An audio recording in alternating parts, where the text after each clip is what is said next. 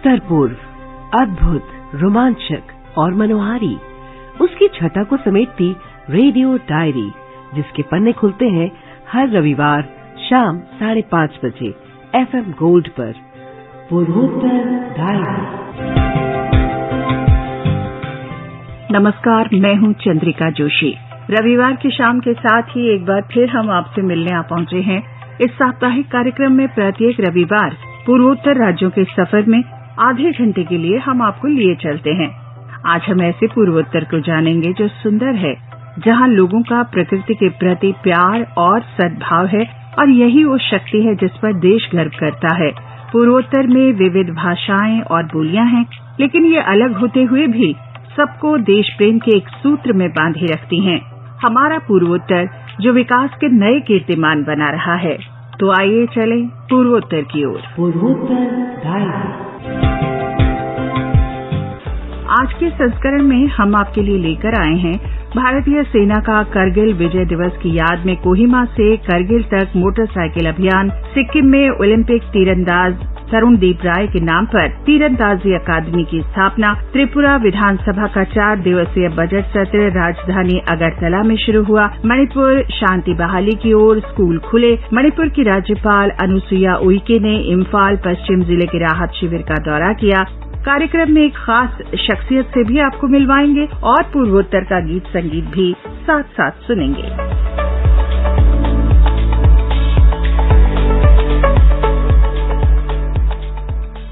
सबसे पहले बात करेंगे नागालैंड की।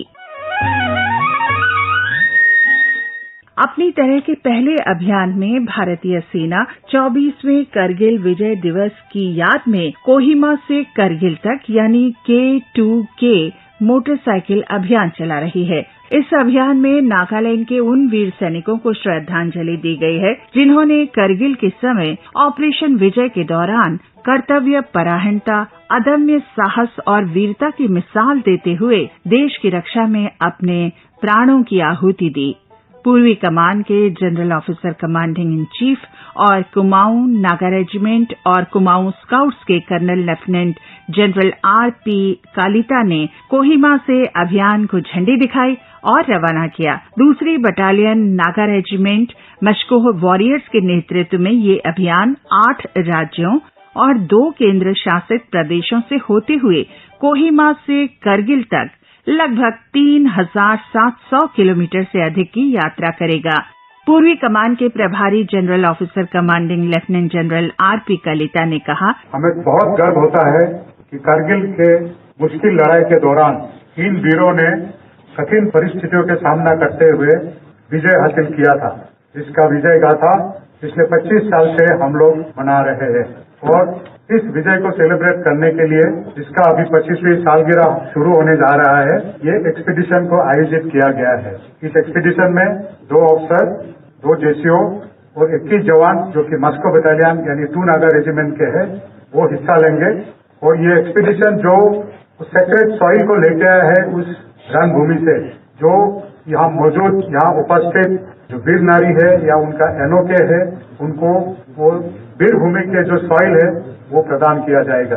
Soil of the battlefield will be handed over to the next of kins of the brave martyrs who made the supreme sacrifice during the Kargil war. और इसके बाद ये जो एक्सपीडिशन टीम है तकरीबन 3700 किलोमीटर तय करके कोहिमा से अनेक राज्यों और यूनिट टेरिटरी के थ्रू जाके कारगिल में 25 जुलाई को यानी कि कारगिल विजय दिवस के संध्या पर वहां उपस्थित होंगे और उनका फ्लैगिंग सेरेमनी किया जाएगा। श्रद्धांजलि के रूप में ये टीम पूरे रास्ते में करगिल युद्ध के शहीद नायकों के गांवों से मिट्टी एकत्रित करेगी। टीम रास्ते में समाज के सभी वर्गों के साथ बातचीत करेगी, राष्ट्र निर्माण में भारतीय सेना की भूमिका पर प्रकाश डालेगी, युवाओं को प्रेरित करेगी और पूर्व सैनिकों और वीर नारियों की शिकायतों का समाधान करेगी। This is Afanyo from Akashvani News, Kohima.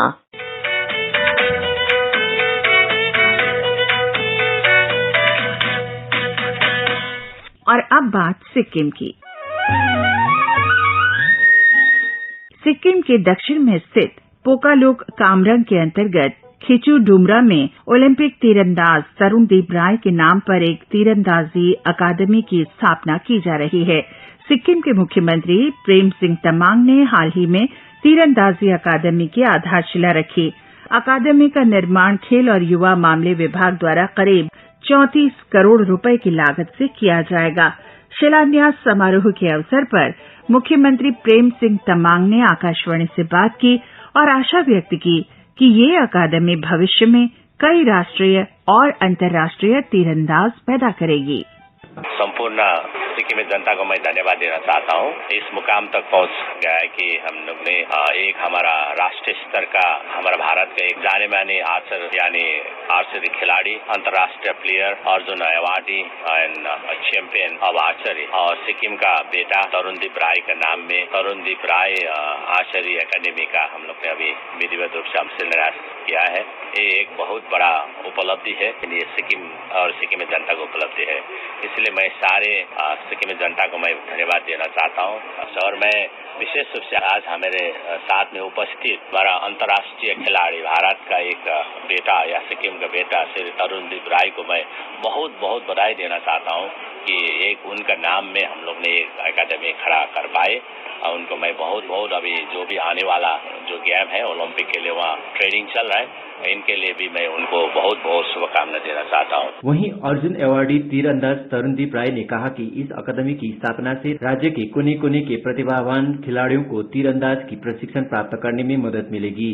इस मौके पर तीरंदाज दीपिका कुमारी, अतनु दास, रजत चौहान, बी धीरज और अभिषेक वर्मा जैसे राष्ट्रीय स्तर के तीरंदाज भी मौजूद थे। गांतोक से मैं दीदी रामदुलाल।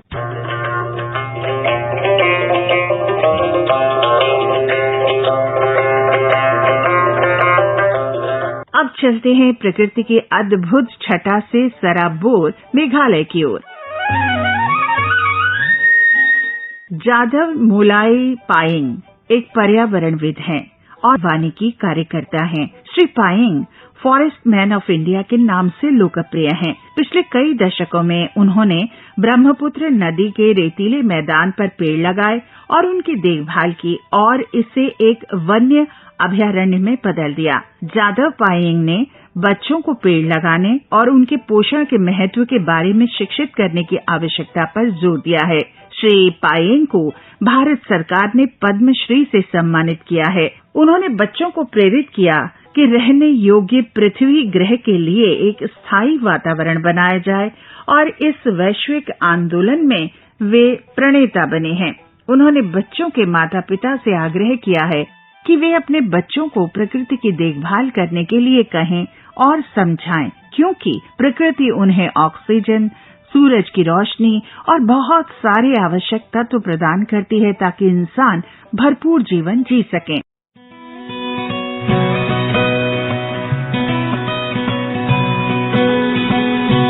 Nadu usen kakendai hinyau poa Kum ka jelang la ai bor ka jinsen shai Nanot ka char bacha thi ka khabang la Shate kam rup na gang ba go para A chik cha sepni Hapdeng pati kasi Taki jan tiasa tai sapang Bini Warodia in Hane kum si para Nadu bagi wang song kilong shua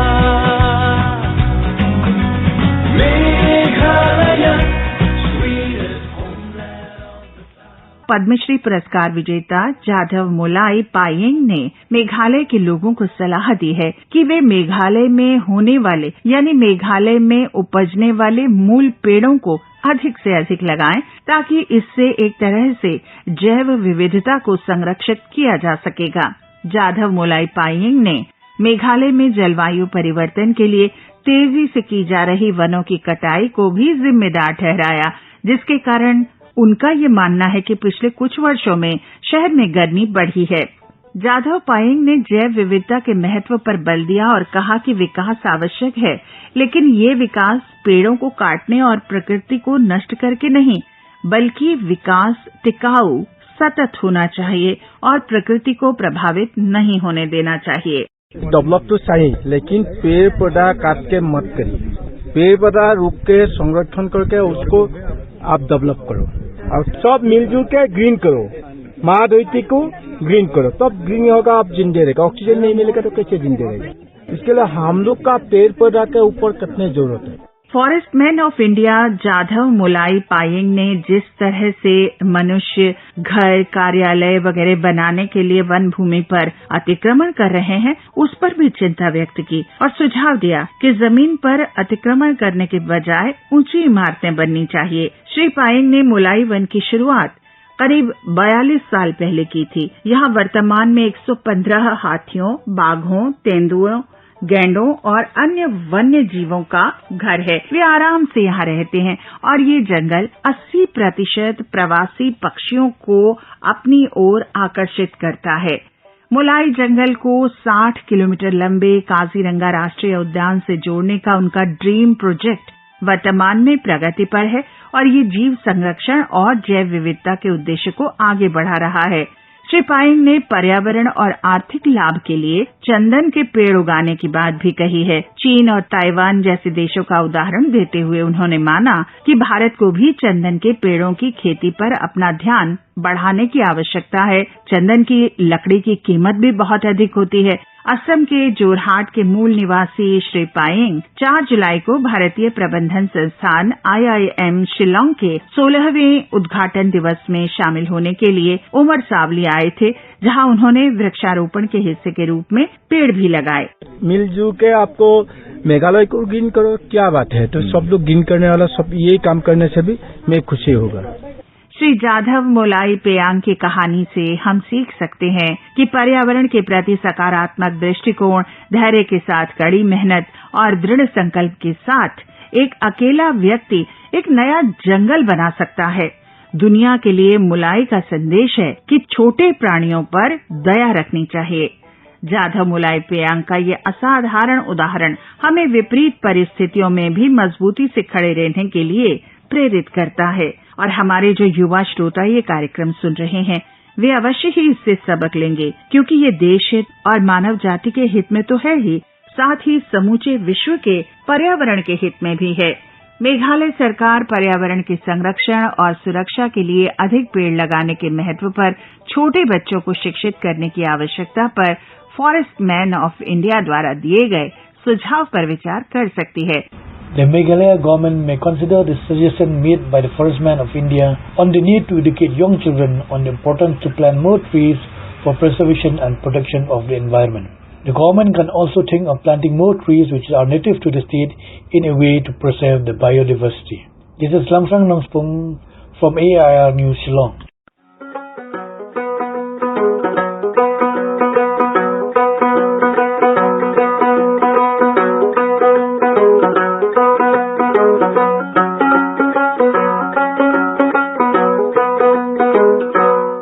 पूर्वोत्तर diary के इस अंक में आज हम आपके लिए नागालैंड में लांगलेंग जिले की पुलिस अधीक्षक डॉक्टर प्रीतपाल कौर बत्रा के साथ एक साक्षात्कार सुनवा रहे हैं। डॉक्टर प्रीतपाल बत्रा 2006 बैच की भारतीय पुलिस सेवा IPS अधिकारी हैं।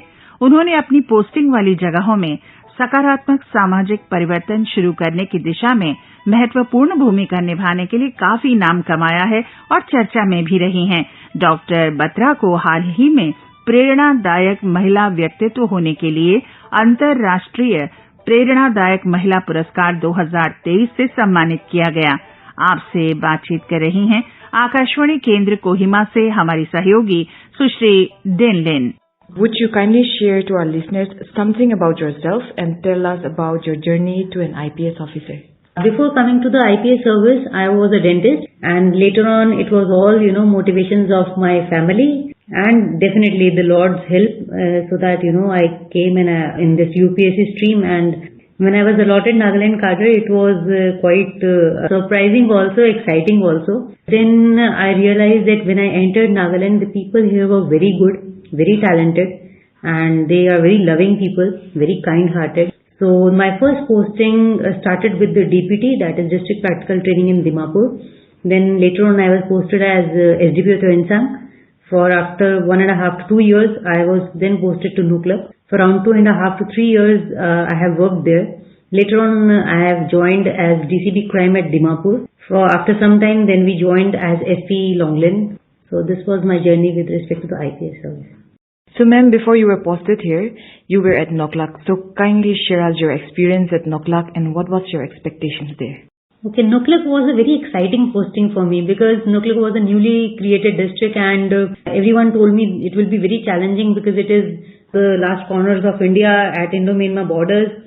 And then definitely I love challenges and I love work. When I visited there, we had big difficulties with respect to the infrastructure. We thought that there may be some perceptions from the public point of view and they have, won our heart. They were very talented and they have given us a lot of cooperation. So around 2.5 years, I have lived beautiful journey of my career and rather they have given me a local tribal name of Khimnyamuns also. And the works we have conducted at Indo-Myanmar borders, they were not only the works we have conducted. It was a quid pro quo kind of situation where people have also, gave so many notions and we have learned so many things from them and they have learned so many things from us. So it was a win-win situation for both of us and we have just polished their talents. They were already very talented in every domain. I think Nagas are talented in every domain. Either it is handicrafts or weaving or singing, sports, shooting, everything. They are very talented. So we were just polishing them and the results were very good. What was actually expected was, I think, my expectations were fulfilled 1,000 times more by their results. They were very wonderful. So you have also done many humanitarian work and you are still continuing to do it at your present posting here at Longling District. So kindly share with us what are the initiatives being taken up and tell us what has been the response of the public here. Okay, with respect to the works, I think we started these all kind of works in Tuensang, then we did in Nuklak and now we are continuing in Longland. And it is not an individual work, it's a whole team work which is working with all the departments and with all the, personnel from the various fields. And these included from helping the students to the farmers community, to the women, to the self-help group. And we have started from the morning coaching classes of UPSC and NPSC and other departmental exams free of cost. These classes are running from morning 6 to 10 and we have teachers from the administration and the art and culture department. They are also taking the classes. And then we have started the batches of the livelihood training for the drug addicts, the people who are taking drugs and they are dependent on it. Now we have thought to give them a rehabilitation chances and it's better to give them proper counseling and livelihood so that, they can pursue their normal life after they are leaving this OST or other treatments. So already they have made some of the handicrafts. So I'm sure there may be so many others who will be able to come out from this drug addiction problem. Another thing we are helping is, for example, we helped in Nuklak also. We have already sent the farmers from Longland district to Dimapur to get the training. These people will be coming back, they'll become the master trainers and they'll be teaching their own villages. Then we'll be forming a group. For example, we formed a group in Nuklak, like Taste of Nuklak Society. Similarly, we are, forming the SSGs here also and these SSGs are mostly of women and the male counterparts, they are being taught the other gardening and the livelihood skills. They'll be also, made a part of the society. And then we'll be pursuing their livelihood skills as per their needs. And next initiative what we are doing is with respect to the education. We have a children's home here, which is run by the church's authorities. And there, most of the children, they are not having their families or the parents. So we have thought to, create some computer labs even in that school, which is run by the church's authority and along with the higher secondary school also. For example, we have made one big computer lab in the Nuklak. Similarly, we are going to continue here also. Well, you have been conferred with the Inspirational Women in Social Impact Award during the 4th International Inspirational Women Award 2023 by GISR Foundations. So would you kindly share your experiences on this achievement? This is very encouraging, to get an award from an organization which is recognizing the work when these have been done at the last corners of India, and sometimes we think that we are posted at these places, far from places, and how about our hard work? I think hard work always pays. And whatever we are doing, our intentions are always being seen by the Lord. And I think truth and honesty is the best thing which is awarded by these kind of things.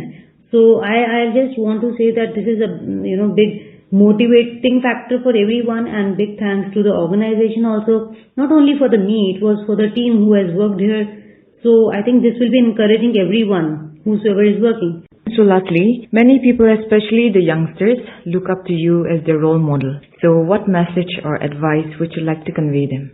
See, I don't want everyone to choose one path or one goal or one aim in life to become IAS and IPS or one service. I'll just request everyone to follow their passions, follow their interests. Whichever field they feel that they are good in, give your 100% in that. And I'm sure when you give 100% in that, then the Lord is also watching us. He sees what all our intentions are. He's also going to, help us out in all these struggles and all these challenges. So kindly keep on working hard with your dedication, with your, with your whole determination. And one day you will definitely get the results of your hard work. Thank you so much, ma'am, once again for joining us.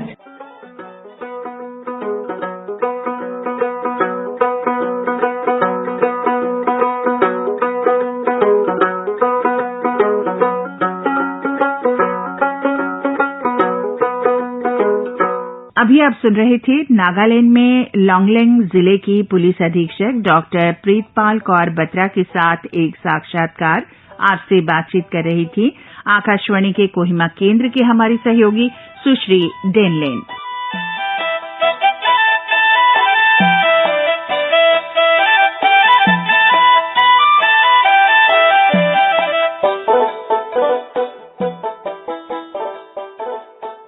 और अब रुख करें त्रिपुरा का। त्रिपुरा विधानसभा का 4 दिन का budget सत्र शुक्रवार को राजधानी अगरतला में शुरू हुआ।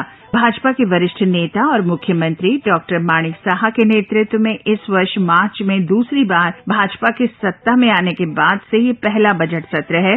राज्य के वित्त मंत्री प्रणजीत सिंह राय ने बजट पेश किया। उन्होंने कहा कि वित्त वर्ष 2023-24 के लिए कुल बजट का आवंटन 27,654 करोड़ 40 लाख रुपए किया गया है। आवंटन 2022-23 से 9.87% अधिक है। अब रुख करेंगे असम का। असम में 8 उग्रवादी गुटों ने गुवाहाटी में इस सप्ताह के मध्य में मुख्यमंत्री हिमंत बिस्वा शर्मा के सामने हथियार डाल दिए। इन गुटों में कुल मिलाकर 1,182 उग्रवादियों ने हथियार सौंपे हैं। सौंपे गए हथियारों में भारी मात्रा में अत्याधुनिक हथियार और गोला बारूद शामिल थे। मुख्यमंत्री हिमंत बिस्वा शर्मा ने कहा कि शांति प्रक्रिया में लाने के सरकार के प्रयासों से सभी असंतुष्ट लोगों को लाभ मिला है और इन उग्रवादी गुटों ने समाज की मुख्य धारा में आने के लिए हथियार डाले हैं। मुख्यमंत्री ने परेश बरुआ के नेतृत्व वाले उल्फा गुट से भी बातचीत के लिए आगे आने की अपील की है। आइए अब हम आपको लिए चलते हैं मणिपुर। मणिपुर के विद्यालयों में 5 जुलाई से कक्षा 1 से 8 तक की कक्षाएं शुरू हो गई हैं। राज्य में हिंसा के बाद से सभी विद्यालय बंद किए गए थे। राज्य के 4,600 से ज्यादा विद्यालयों में राहत सामग्रियां रखी गई हैं। मुख्यमंत्री बीरेन्द्र सिंह ने पहले ही घोषणा की थी कि 11वीं और 12वीं की कक्षाएं भी जल्द ही शुरू कर दी जाएंगी।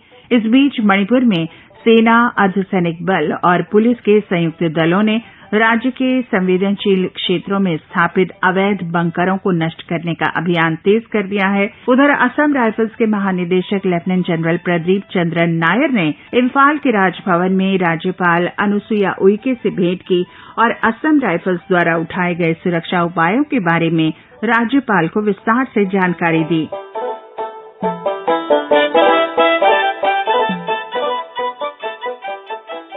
इस बीच मणिपुर की राज्यपाल अनुसुईया उइके ने इम्फाल पश्चिम जिले में एक राहत शिविर का दौरा किया और वहां विस्थापित लोगों से बातचीत की। राज्यपाल ने उनकी शिकायतों को और उनकी कठिनाइयों को सुना और जल्द से जल्द उन्हें हर संभव सहायता का आश्वासन दिया। राज्यपाल ने उपायुक्त से शिविर में लोगों को दी जा रही सुविधाओं की एक विस्तृत रिपोर्ट सौंपने को भी कहा है।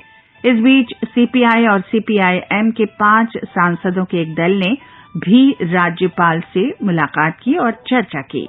तो अब बातचीत करते हुए पूर्वोत्तर डायरी के लिए निर्धारित समय की समाप्ति की ओर हम आ पहुंचे हैं। यहीं रुककर सुनते हैं एक सुंदर सा गीत।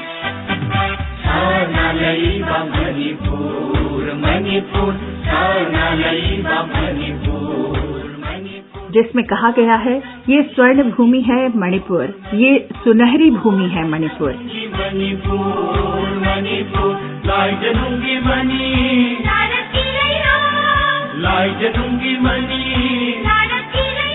मणिपुर पानी की गहराई से निकला मोती जैसा है, एक सुंदर फूल है। मणिपुर छोटा है लेकिन चमकदार है। मणिपुर पहाड़ों से गढ़ा हुआ हरे भरे परिधानों में सुशोभित है। तो आइए सुनते हैं।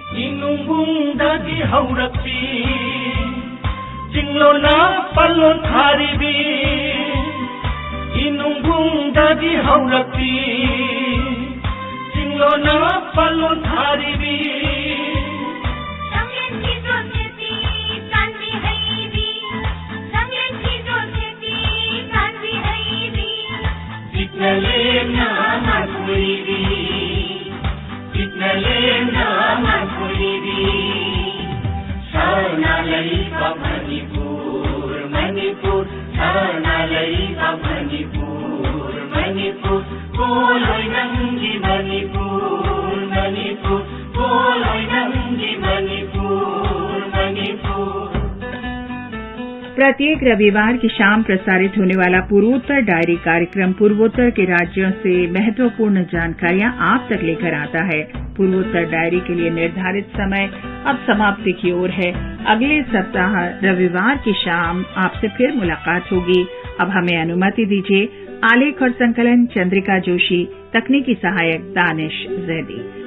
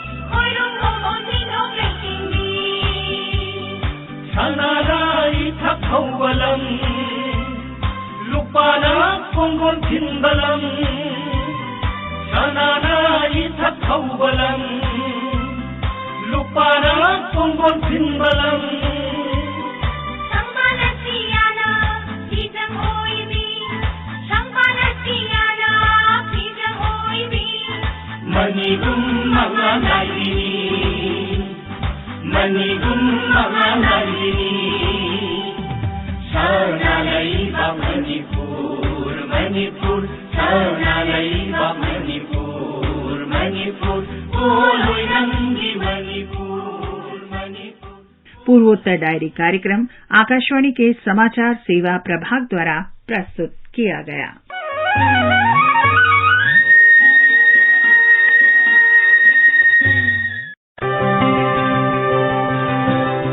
उत्तर पूर्व, अद्भुत, रोमांचक और मनोहारी, उसकी छटा को समेटती रेडियो डायरी, जिसके पन्ने खुलते हैं हर रविवार शाम 5:30 बजे FM गोल्ड पर।